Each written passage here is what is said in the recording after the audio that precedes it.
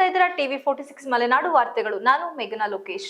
ಅನಾದಿ ಕಾಲದಿಂದಲೂ ಭಾರತೀಯ ಶಿಲ್ಪಕಲೆ ಪರಂಪರೆ ಮುಂದುವರಿಸುತ್ತಿರುವ ವಿಶ್ವಕರ್ಮ ಸಮಾಜದ ಜನರು ಹೆಚ್ಚು ಪ್ರತಿಭಾವಂತರು ಎಂದು ಶಾಸಕ ಸಿಮೆಂಟ್ ಮಂಜುನಾಥ್ ಹೇಳಿದ್ದಾರೆ.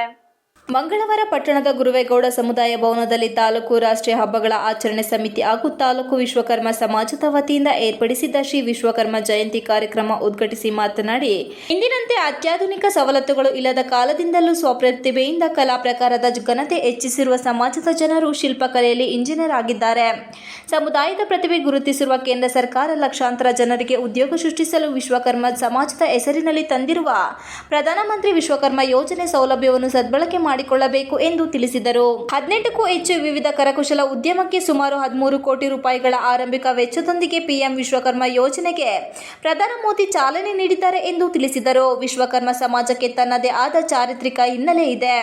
ವೇದಗಳ ಕಾಲದಿಂದಲೂ ಸಮಾಜಕ್ಕೆ ಇವರು ತಮ್ಮದೇ ಆದ ಕೊಡುಗೆ ನೀಡಿದ್ದಾರೆ. ವಿಶ್ವಕರ್ಮ ಭಾರತೀಯ ಸಂಸ್ಕೃತಿಯ ಪ್ರತೀಕವಾಗಿದೆ. ಅನೇಕತೆ ಏಕತೆ ಹೊಂದಿರುವುದೇ ನಮ್ಮ ವೈಶಿಷ್ಟ್ಯವಾಗಿದೆ. ವಿಶ್ವಕರ್ಮ ಸಮಾಜವು ಆರ್ಥಿಕವಾಗಿ ಬಲಿಷ್ಠರಾಗುವ ಜೊತೆಗೆ ಸಮಾಜದ ಮಕ್ಕಳಿಗೆ ಉತ್ತಮ ವಿದ್ಯಾಭ್ಯಾಸ ಕೊಡಿಸುವಂತೆ ಕರೆ ನೀಡಿದರು. ಕೂಡ ಇವತ್ತು ನಮ್ಮಲ್ಲಿ ಅಳವಡಿಸ್ಕೊಂಡಿದ್ರಿ.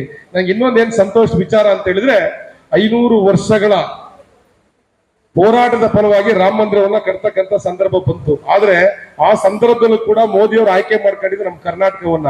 ಯೋಗಿರಾಜ್ ಅಂತಕ್ಕಂಥ ವ್ಯಕ್ತಿ ಮೈಸೂರಿನಲ್ಲಿ 1983ರಲ್ಲಿ ಜನಿಸಿ ಅದಕ್ಕೂ ಕೂಡ ಯೋಗಿರಾಜ್ ಅವರು ಕೆತ್ತಿರ್ತಕ್ಕಂಥ ಮೂರ್ತಿಯನ್ನೇ ಭವ್ಯ ರಾಮ ಮಂದಿರದಲ್ಲಿ ಪ್ರತಿಷ್ಠಾಪನೆಯನ್ನ ಮಾಡಿದ್ದಾರೆ. ಅಂದ್ರೆ ಅಂತ ಕಲೆ ಇರ್ತಕ್ಕಂಥ ವಿಶ್ವಕರ್ಮರು ಇರ್ತಕ್ಕಂಥ ತವರು ನಮ್ಮ ಕರ್ನಾಟಕ ರಾಜ್ಯ.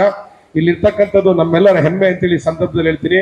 ಮೊಟ್ಟ ಮೊದಲನೇದಾಗಿ ತಮ್ಮ ಸಮಾಜದ ಬಂಧುಗಳು ಮಾತ್ರ ಈ ವೃತ್ತಿಯನ್ನ ನಂಬ್ಕೊಂಡಿಲ್ಲ. ನಾನು ಹೇಳ್ತಿರ್ತಕ್ಕಂಥ ಇವತ್ತು ಬೇರೆಯವರೆಲ್ಲರೂ ಕೂಡ ಮಾಡ್ತಾರೆ.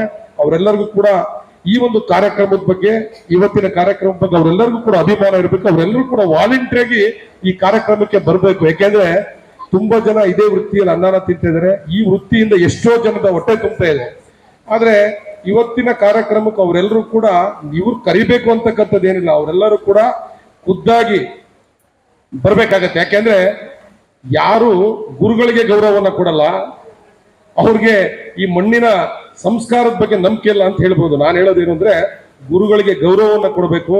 ಯಾಕೆ ಅಂತ ಹೇಳಿದ್ರೆ ಇವತ್ತು ಈ ಸಮಾಜದಲ್ಲಿ ಈ ವಿಶ್ವಕರ್ಮರ ಕೊಡುಗೆ ಏನು ಅಂತಕ್ಕಂಥದ್ದು ಎಲ್ಲರೂ ಕೂಡ ಗೊತ್ತಿದೆ.